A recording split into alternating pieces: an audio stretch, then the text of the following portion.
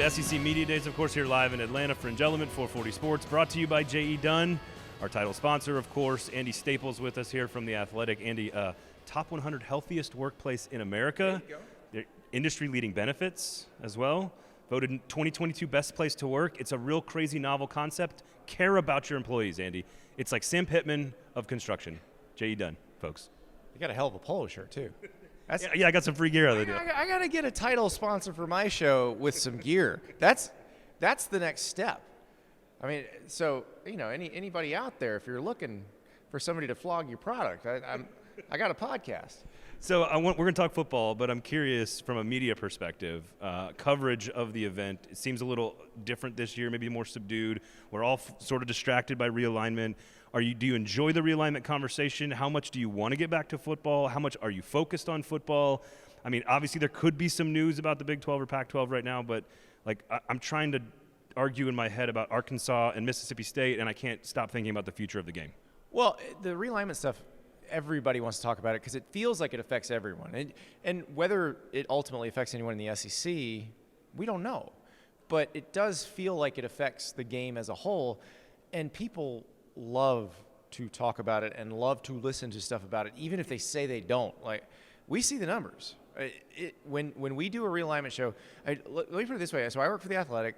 I do podcasts. I write. When the USC-UCLA to the Big Ten news broke, our site crashed. We set a record for every podcast platform that we had. The podcasts themselves, the YouTube channel, all of it. We had traffic records for all of those. We know that's what people want and what people want to talk about. They want to know what's happening next. And I get it, especially if you're a fan of one of those schools in the Pac-12 or the Big 12 right now, where you're going, what's next for me? Because you don't know who's taken from whom.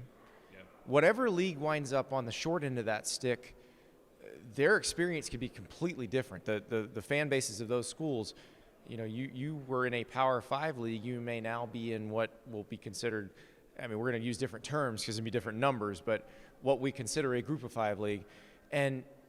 Or if you're a fan of the league that winds up winning, quote unquote, that, you might wind up with a better league than you thought you were going to get. So it's really interesting, and these are huge decisions that get made very quickly.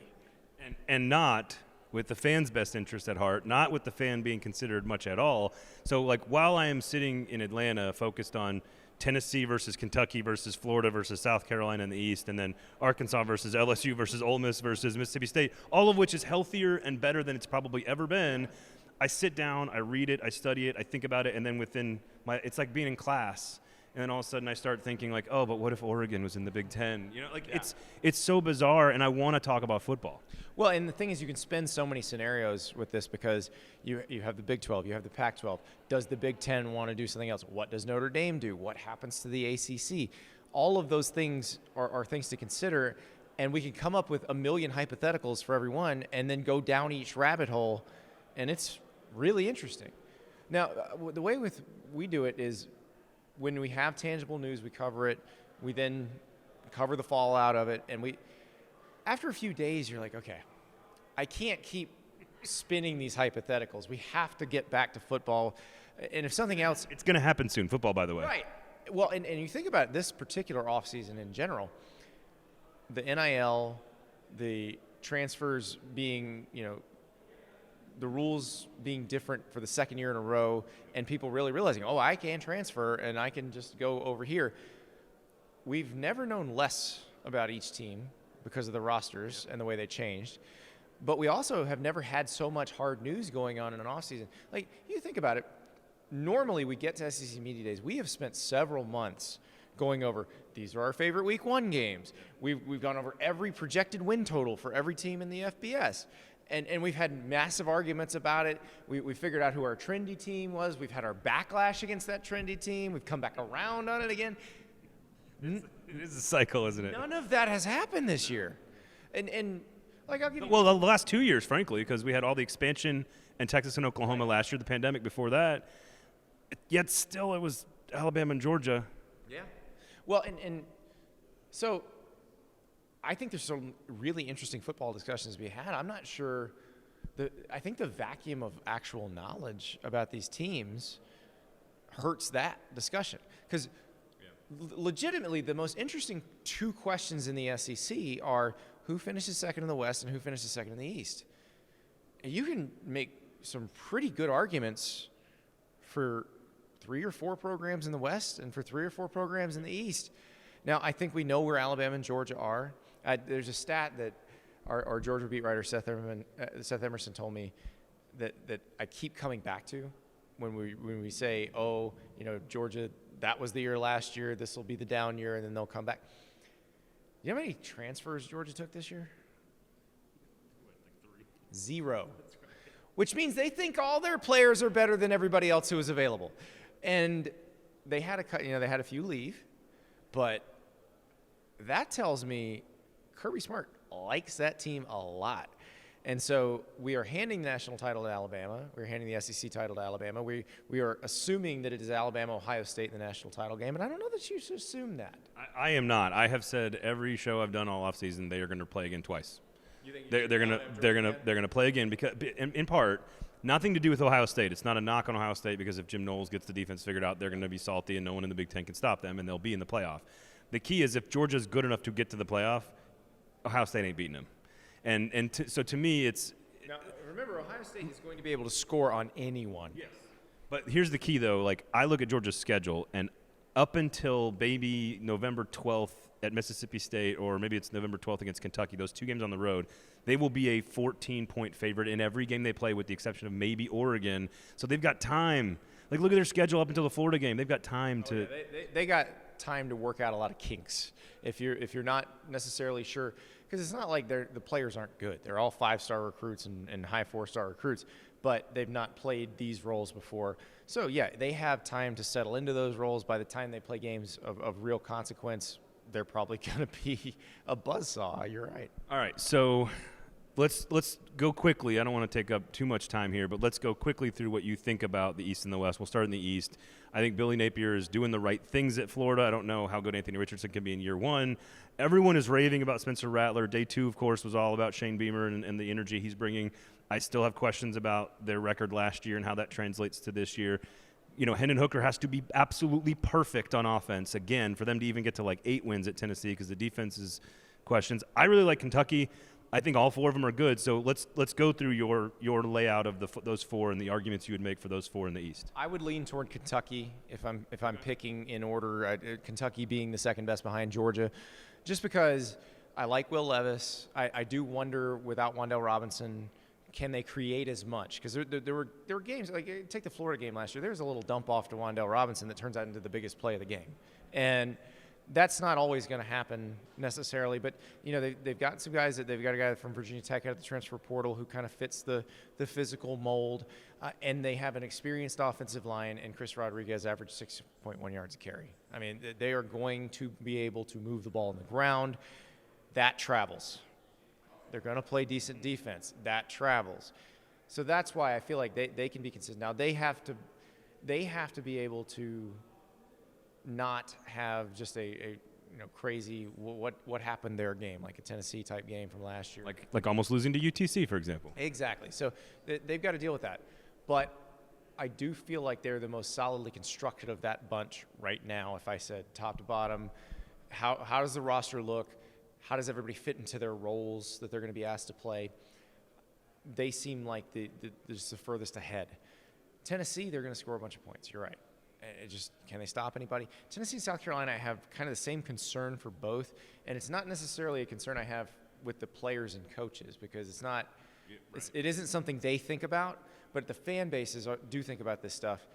Both of those programs overachieved in year 1 under a new coach, and I think the assumption is, well, you did this in year 1, everybody takes a big step from year 1 to year 2. That's not necessarily true, especially if you did better than you probably should have.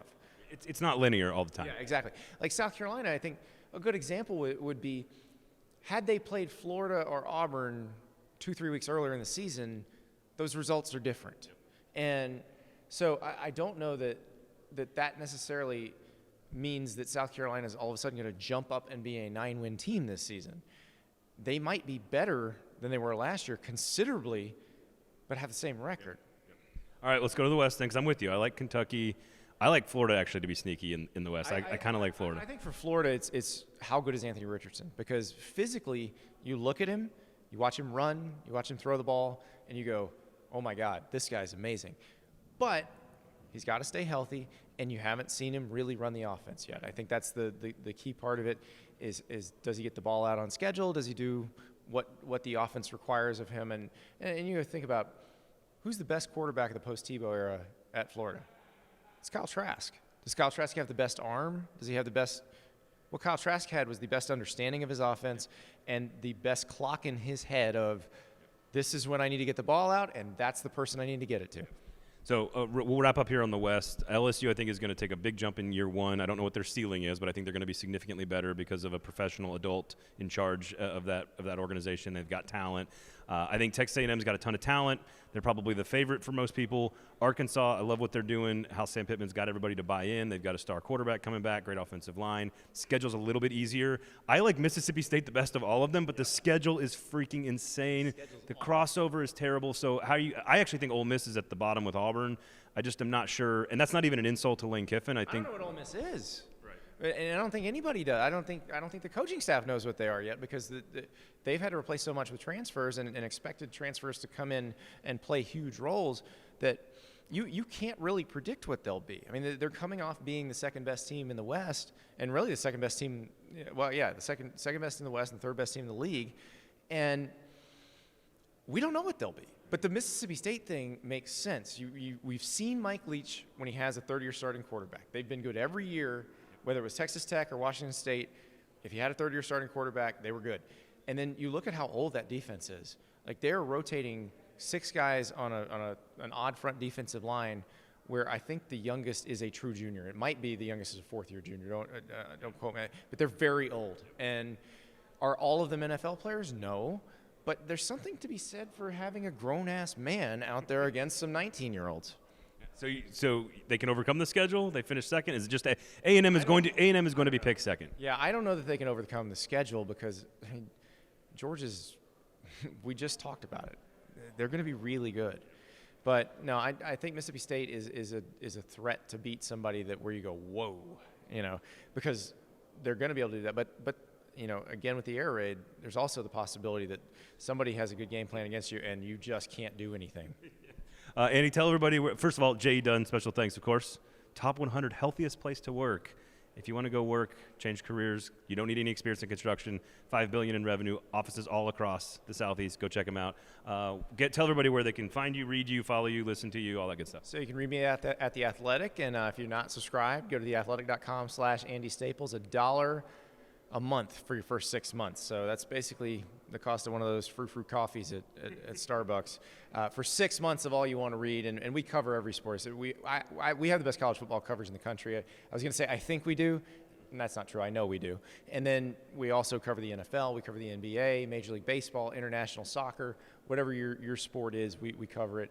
And then also the Andy Staples Show, wherever you get your podcasts, and just subscribe, 5-star review. If you throw up a 5-star review and ask me a question, I'll probably answer it on the show. There you have it, folks. Again, great soccer coverage, great hockey, great NHL coverage on The Athletic. Nashville Predators down. Fantastic. So make sure you check out The Athletic. Pay for good journalism, folks, and go work at J.E. Dunn. For Andy, I'm Braden. Thanks for hanging out with us from SEC Media Days. Of course, this has been Fringe Element on the 440 Sports Network. Right. I was going to ask about the lapel